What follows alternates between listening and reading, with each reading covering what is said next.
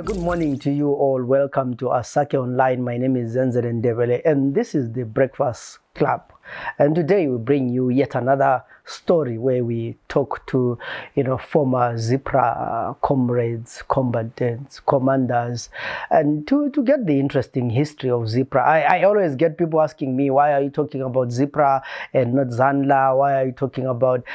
There's one reason why I'm talking about Zipra and spending so much time looking for these Zipra comrades is because their history has been ignored for a long time. As a student of history in school, I did history from Form 1 up to A level, and I hardly knew many of the Zipra people that I'm always talked about. I just knew the history of Lobengula, Mziriga, Neanda, and then a lot about Zanla. So I had taken it upon myself to educate the young generation about the struggles of our fathers and our grandfathers so that they are not forgotten in the books of history. And we also have to acknowledge the role that they played in liberating Zimbabwe. And today in the program, we'll be talking to retired Major Irvine J.K. Sibhona. Tell us about that. How did you get arrested? Because when you've gone there to fight and meet Nongo, we were then taken off from... A decision was made that there should be a new front in Gaza, because everybody was up in the north, Tembwe and all the like. So everybody now should go, and the whole front should open up. The whole border of Mozambique and Rhodesia should be operational. People should... And Rhodesians were probably taken by surprise, but they didn't expect that. And so some of the groups were then driven to the south, and we were part of the Zipra group that was taken down south. And went alone. We had Zanu as well. I recall there's only one character I happen to know very well, and well, he's my nice, quiet comrade, Ashton Shungu. He's a Major General Ashton Shungu. I suddenly got sick when I got to Shai, and it was malaria. And I was hit badly that I ended up in hospital. So a decision was made by Lemon Ndolwane, who was our commander, that if I could remain with another comrade, a Zanu comrade. So they left Ashton Shungu. He was a trained cadet, presumably at that time, but I suppose he was. And then we remained, the two of us, after I came out of hospital, in a naval base, let me put it this way. It was a Navy base, a former Portuguese naval base. And as we were there, a Zipra intelligence officer called Mangana Ndebele suddenly came, and he discovered me in this naval base. He was looking for a place in which he could actually place recruits. He was going inside. He had been deployed from Lusaka as well. He was trained with, I think, with the Mohadis, Mohadi and so on. They must have been working together at that time. It wasn't him alone. There were a group of Zipra intelligence officers who were brought there. But Moyana had been long in the act of getting into Konakutsingwa or something like that when it was still there, going and sending in letters and things like that as the party required.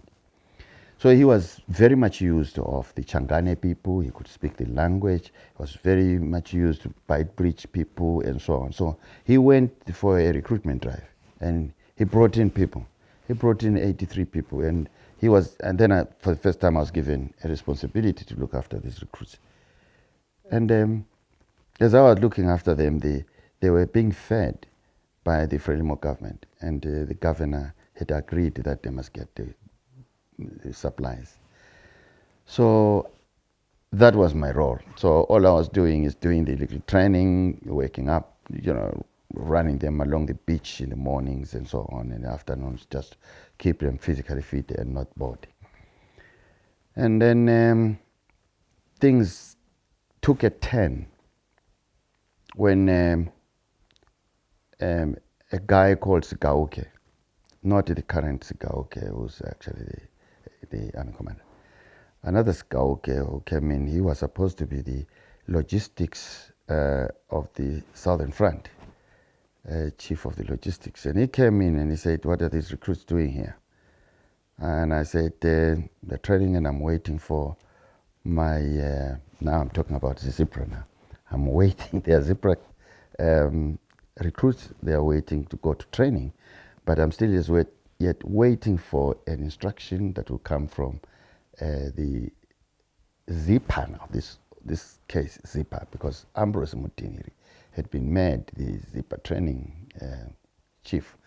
So, and for sure, a few days later, Ambrose turned up, and I saw him, I spoke to him, how nice it was, and he said to me he was going to send people some instructions as to what must be done with these recruits. And I'm still waiting for Ambrose, and then this man comes up when he occasionally disturbing me and says he's going to take the recruits. At some point he brought in trucks and said they're going to load. I said no. I refused, and I said to the recruits, you run. And I had told them, you run to the bush and never come back. You'll come back only when I call you. So when he failed to get the recruits, he then went to the governor. So they stopped supplies, made us hungry. And I had 83 hungry mouths, and I had no choice but to go and negotiate. So every time I was trying to negotiate with the governor, they were not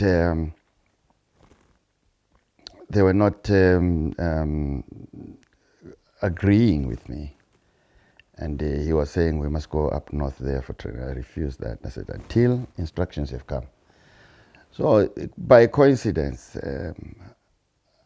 I did not know that Mazinyani, and who was actually later the deputy intelligence officer at that time, he wasn't in the he was in the intelligence, but not necessarily a high-ranked officer in Zipra.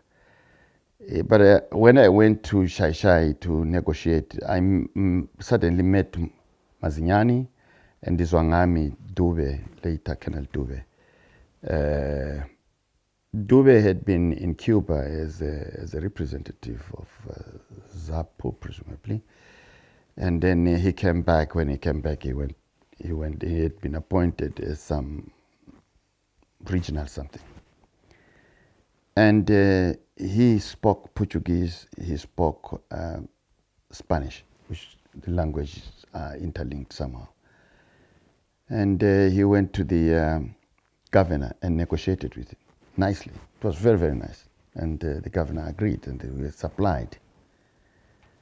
Just the moment they left, a few days later, the governor called me up again and said, you must go. And I said, and I'm not going, and they're not going anywhere.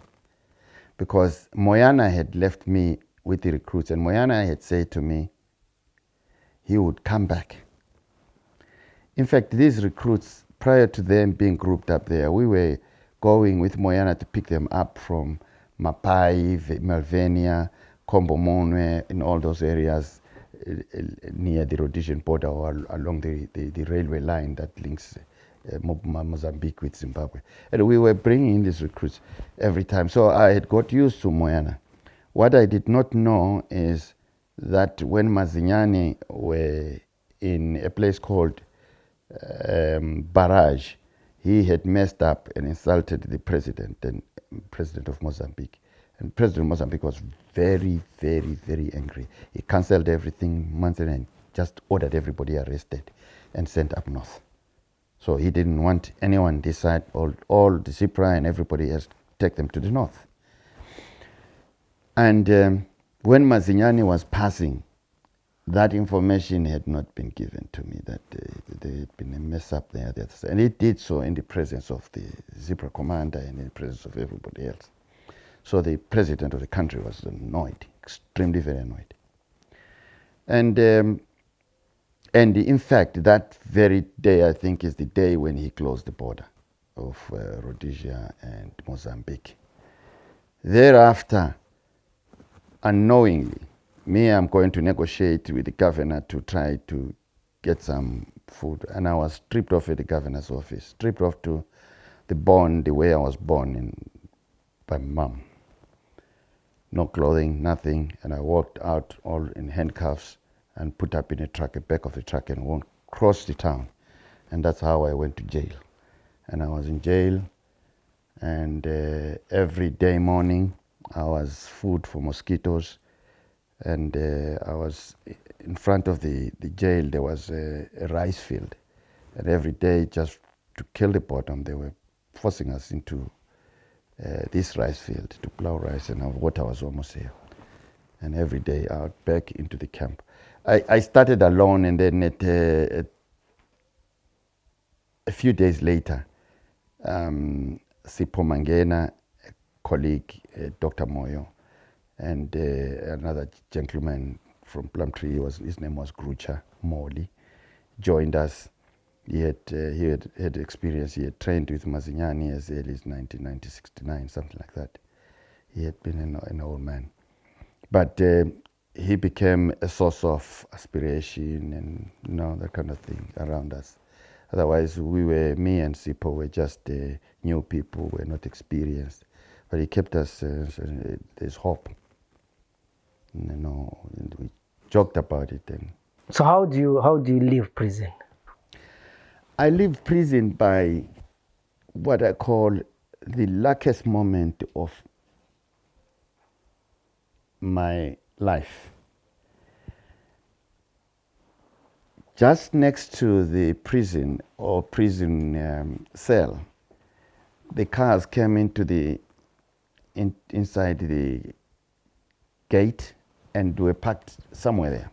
And for some reason, Mangana, who was from Mozambique, I think he was coming for petrol or something like that, or whatever. I have no idea why he was coming there, why he was there. So he parked in the window, and then the window was not this low, it was high. And the person he was with is a gentleman or a comrade called Fanny. For some reason, I had known Fanny in Morogoro. We didn't train together, but he had trained earlier with the PV and so on. And then he decided to peep, because there was a light was on, so he decided just to peep what was inside there. And he was surprised to find me and Zipra. They had trained together with Zipra, I think they knew each other. And they just shouted, "Zipra, what are you doing there? Zipra, what are you doing there? Barbeton, what are you doing there?" And we just stood up and naked. Was now. So you go to these rice fields naked? Yeah. Every day, every night. We were just as we were for 3 months. Working in public naked? Yeah. We had got to make fun out of it, that kind of thing. And the only thing that probably happened there was we asked for cards to kill the boredom. And as we were playing, and if Molly was beaten, he would say, "Your whatever is very ineffective. Why is it small? And why is it?" And all these kind of little jokes, that kind of thing. And I would joke around and say, "Mine is effective because all sorts of things. Here in Mozambique, I have a woman, and so on and so on." And we would joke. There's no proof that you have had a woman, Molly, regardless that you're old, that kind of thing. But me, I have the proof, so we joked about things. That is the only way we could have gone around the situation. It was so terrible, but every day they gave us food. They never failed to give us food. They gave us food, but we were food of mosquitoes at the same time. I don't think I have ever been to a place where I see mosquitoes at that rate. Because once they were there, it would be all black of mosquitoes, yeah? Black, full everywhere. And there's nothing that you can do? No. Just doing this is just a waste of time. This is in the rice field where the moment you just step into the ponds, and they just go right on you. So we were really full of mosquitoes that time. So Mangana sees you, what does he do? He sees us. Mangana was mad, completely mad. He literally went mad. He went inside the car, took the gun and took the guards in. He was literally manhandling them. I said, why are these people here? The guards couldn't explain. There was no duty officer. The keys were not there. Everybody was running and running around. It was unbelievable. And finally they opened for us. But me, I didn't have clothes, didn't have anything. At least Molly and Sipo had brought in their kids. So the moment we were released the following morning, they wore their clothes. I didn't have anything. So Commander Mangana took me to, well, I had to wear some trousers. I was oversized. And, so I was literally falling, and I was small at that time. And then we went to town, and he bought me some clothes, and I wore them right there in the shop. And so there's this story of the clothes that Mangana buys. Yes. When you're back in Zambia. He ends up sending you to the front.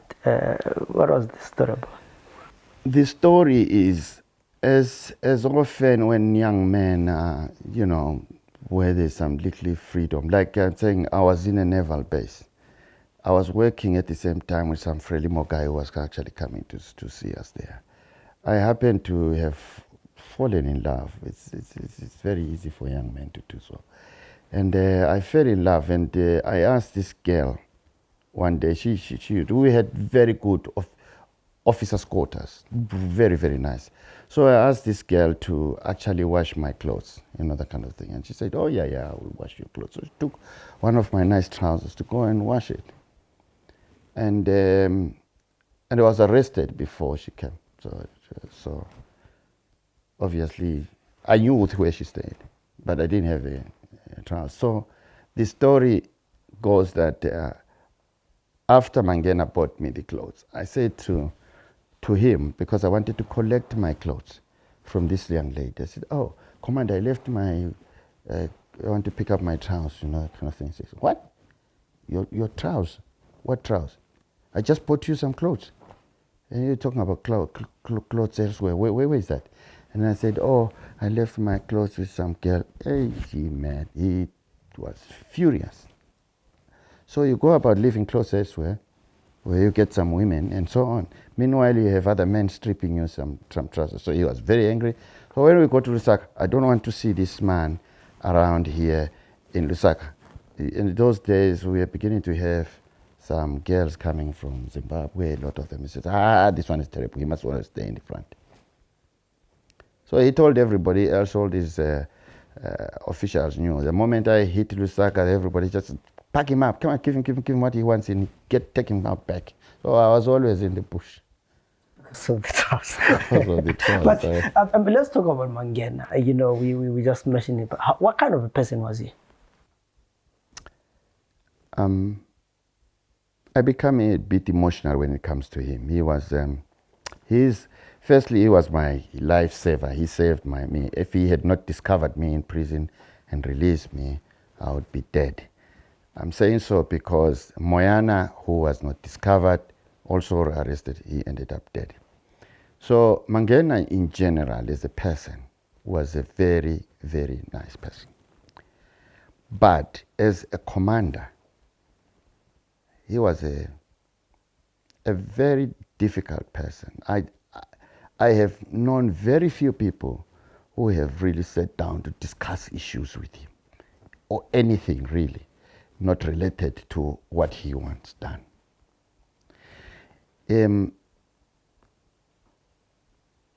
To be precise,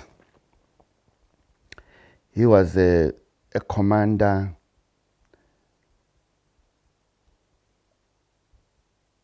and going back to even at school, or let's just say at college, when he went to the military academy, he became number one. So he was always an astute kind of person, very straightforward. And I don't recall, I don't know whether there was ever any joking really with him. I spent almost 2 weeks with Mangana after he released us. because he went every other camp, collecting everybody and putting us together. At that time, ZANU had decided that, and Frelimo, of course, with using the Frelimo influence, that Zipra did not want to fight. So they said. So every Zipra was not armed. So Mangana was collecting them and putting them up together. So I was able to, within that period, to have been with Mangana. Why I was with Mangana in precise terms is simple because the guy who discovered us, Fanny, ran away. He ran away and went to Maputo. The reason for going to Maputo is he had also fallen in love in Maputo, and then he decided to run away from Mangana and just went back to Maputo with a pistol which was his weapon to guard the commander. And when he got there, the girlfriend began to say, no, I'm no longer interested. So he started shooting the girl right in hospital, the major hospital, shooting, and he failed to kill her. And he left one bullet and he shot himself and he's dead. That made Samora also very furious. So I'm just trying to say, between that period, I had known Mangana's attitudes. You wake up in the morning, you feel that you're going to be doing, and he's revving you for something else and something like. He was a hard man to deal with. However, when you look back and say, oh, what was he insulting me for? And you really realize this is a commander, he has the right to do so because there was something wrong with you, or something wrong with a certain way of your behavior related to how you should have behaved at that moment. He was a good man, and I regret not having him. So the strictness of Mangana, him being a commander, made him create enemies within Zipra, and some people called him sellout and all those kind of things. Was he too strict? I don't think so. He would have probably behaved like any other commander. But the difference here is that when we say many made enemies, it's probably a misconception. But the moment the political body, if I may put it, the ZAPU officials had started pouring into Lusaka around 1977. They now wanted to know a lot about the military, wanted to control and things like that. I recall earlier on, and when there was a man, the JZ Moyo. JZ Moyo gave him a free reign of the army. Just like I said earlier, there was a problem earlier in that Zipra had the civilian body into it, so it was never effective. So it died a natural death and came back again and so on. That is when it was still the special affairs. But when it now was Zipra, Mangana was given full control of the military, completely full control. There was no interference whatsoever. And if for any reason you attempted to say to JZ, there's something wrong with Mangana, you would have been in trouble yourself. So even this Tumiso Tabengwa, Ngwenya, and everybody else that you seem to know, Edward Moyo, George Lundiga, they were nowhere near interfering with the military. JZ would not have allowed it. But the moment JZ died, then you had a new crop of politicians coming into Lusaka who wanted to interfere about what is happening, what does that one do, and that kind of thing. And you had small boys. Now, earlier on, you would not report to anybody about having been manhandled in a military camp. In fact, it's normal that in military terms you will be kicked and pushed with a stick and all sorts. It's very normal, even in this military here. It happens. But for anyone to say you would go to a top politician and you report an incident like that would not happen, but it started happening. Then you had politicians like Jirira, Sika, and everybody questioning Mangana. That is probably when things started to take a different turn. Not to say that they were enemies, but at the same time, the moment JZ was not there, that means people started taking advantage of the whole situation. Now they could directly accuse Mangana in a way. And part of it is what you guys are now terming making enemies. He really, I don't think it was really enemies. But yes, it turned out to be enemies later. There's something that I find strange when it comes to Mangana and the relations with the Zipra. There's an attempt on his life. And I've tried to find out, seems whoever attempted to kill him was never arrested. How is that possible? I don't know how possible it is, but I think I even write in the book, and I have, I mean, if NSO, so-called NSO, would have been a national organization and responsible for intelligence, why can't they today even tell us who did it? It is one piece of information that people should have. I recall the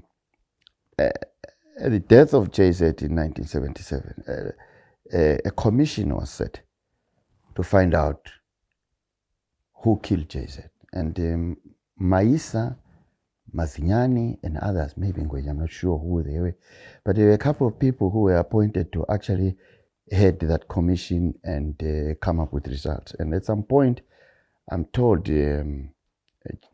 KK President Kaunda intervened and said that commission must stop, because if it doesn't stop, it will create among Zipra another split.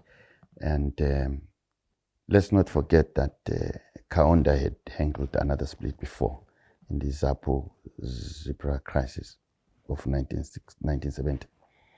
So maybe it stopped, and I do not recall at any one time thereafter when Mangana died or was shot that there was any commission that was set.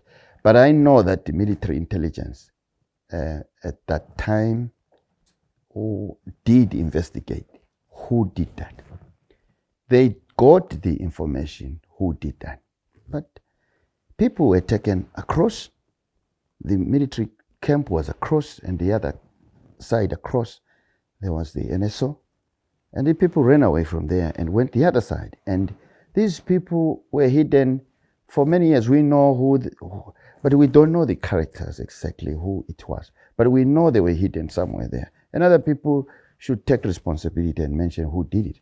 But nobody seems to want. And with due time, we will talk about it. We will talk about who did it. There is this culture amongst the Ndebele in particular, our people, that you don't talk your things in the open. You don't. I've heard some say you don't wash your linen, dirty linen in the open. But this has got some history, gentlemen. We can't hide it. Somebody knows. We have murderers walking the streets, whether it is in ZANU, whether it is in Zipra. We have murderers in our streets here. And it's not fair. They are there. There you hear someone was hidden in Angola there. For what? Why do you go to Angola when, but what can you do? But I'll tell you, and I'll say this, Dumiso Dabengwa, or anyone else who was senior in Zipra should know who shot Mangana. Because even after his death, people turned out and said, Ufilu Tsotsi. What's that? It's an army commander being a Tsotsi. Who is this one who thinks they own the army? Who's this who thinks they own Zipra? Who are they? And the struggle didn't belong to an individual. So why is this individual now wanting to exterminate others? Because there is a notion in Zipra. Everywhere you hear people say NSO, no, not NSO, but in military intelligence was killing people. I'll tell you this, we were bound by the Zambian law. You could not even bury a person without having registered that individual to the Zambian government. You could not. We were just bound by those rules and laws. So anyone who thinks we were just a freelance kind of people, it wasn't so. So there are others who think Mangana was running. He wasn't at all. He was also under the strict rules of Zambia as a government.